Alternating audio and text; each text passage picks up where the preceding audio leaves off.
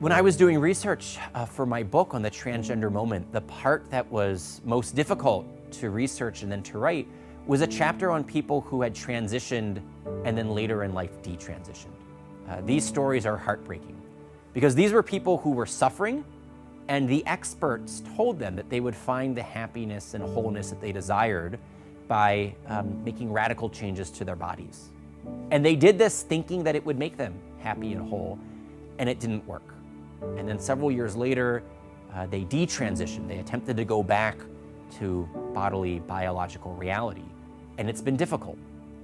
These are some of the cautionary tales that we want to avoid. We want to avoid putting other people through this traumatic experience, suffering this traumatic experience. We want to help people feel comfortable in their own bodies without transitioning and then later having to detransition. You know, one of the common themes for the people who had transitioned and then detransitioned, if they did it as teenagers, is that they report that they were much too young to be making these radical decisions, that they were too immature in their thinking about sex and gender and the human body. They regret that the therapists never explored the underlying causes of their discomfort or discussed with them alternative treatment possibilities.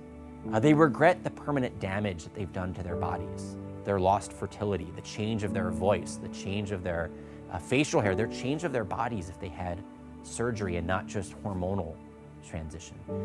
And they express some regret at people like me who they think are too rigid in our understandings of gender roles, or who stigmatize people who identify as transgender. And so that's an important caution to all of us not to engage in that behavior.